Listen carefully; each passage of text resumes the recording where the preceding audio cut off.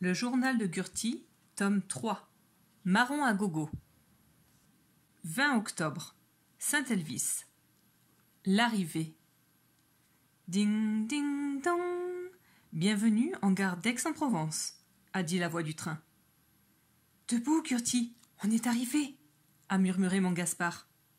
J'ai cligné des yeux. À travers les vitres, on apercevait des nuages bizarres. On aurait dit comme des ours ou des renards. Ils semblaient me sourire en planant au milieu des étoiles. Dès que le train a freiné, je me suis ruée dans le couloir pour aboyer. « Oyez, oyez, laissez-moi passer, c'est moi la fameuse Gurty, j'ai la priorité !» D'un bond conquérant, j'ai sauté sur le quai, grouillant de bagages à roulettes et de jambes à pied. Et juste après avoir baptisé le sol d'une goutte de pipi, toute la Provence était à moi. Mais soudain, devinez quoi? Ma copine Fleur m'attendait devant l'entrée de la gare. Ça alors! Fleur! J'ai crié. Qu'est-ce que tu fais là? Je suis venue t'annoncer une terrible nouvelle, elle m'a dit, le regard larmoyant. Au même instant, un éclair blanc a zébré le ciel. Comment ça, j'ai fait? Quelle terrible nouvelle? Tête de fesse, ce démon de chat! Il est mort! Nom d'une bouse! Mais qu'est-ce qui s'est passé? Il marchait sur le rebord d'une fontaine lorsque tout à coup il a fait ding ding dong. Bienvenue en gare d'Aix-en-Provence. Hein? Debout, Gurty, on est arrivé, a murmuré mon Gaspard. J'ai cligné des yeux. Ouf, ce n'était qu'un rêve. Une lune ronde comme un œil de grenouille resplendissait à travers les fenêtres. Dès que le train a freiné, je me suis ruée dans le couloir du train pour aboyer. « Oyez, oyez, laissez-moi passer, c'est moi la fameuse Gurty, j'ai la priorité !» D'un bond conquérant, j'ai sauté sur le quai grouillant de bagages à roulettes et de jambes à pied. Et juste après avoir baptisé le sol d'une goutte de pipi, toute la Provence était à moi. Devant la gare, Fleur ne m'attendait pas, et c'était tant mieux. À cette heure-ci, Tête de Fesse ronflait probablement dans son panier, plus vivant et puant que jamais.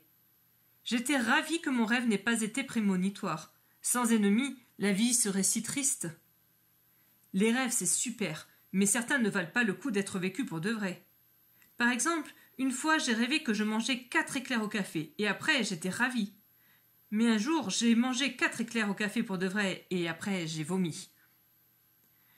Cela faisait des mois que notre fidèle voiture nous attendait sur le parking sans broncher.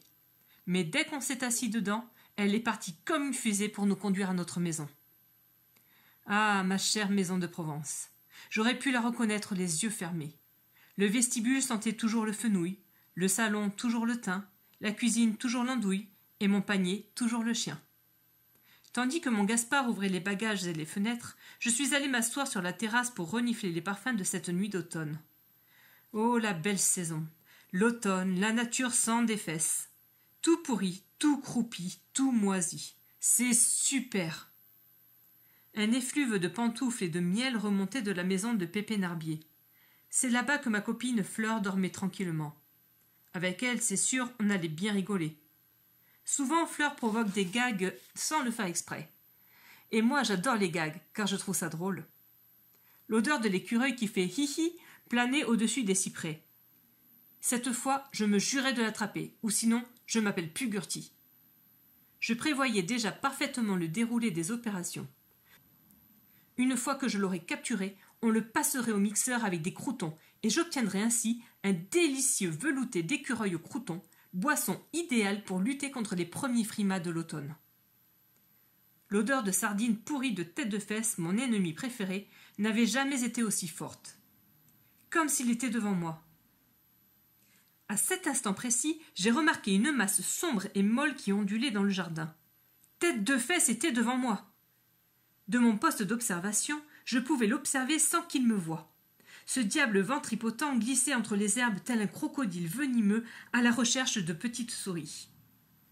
D'un saut, il a tenté de se percher au sommet de notre fontaine, la petite qui fait un bruit de pipi. Mais plouf! Voilà qu'il dérape sur le rebord et se vautre dans la cuvette. Alors moi, morte de rire. Personnellement, j'adore quand les vacances commencent par un gag.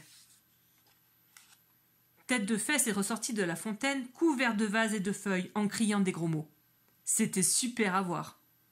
Il a jeté un rapide coup d'œil à droite, puis à gauche, espérant qu'aucun témoin n'ait assisté à cette humiliation, puis il a disparu dans la nuit. Sauf que moi, j'avais tout vu. Demain, je ne manquerai pas de raconter ce gag mémorable à tout le monde. Alors Tête de Fesse va bien s'énerver, et nous, on va bien rigoler. Ces vacances promettaient d'être chouettes. Tous mes amis étaient là, même ceux que je n'aimais pas.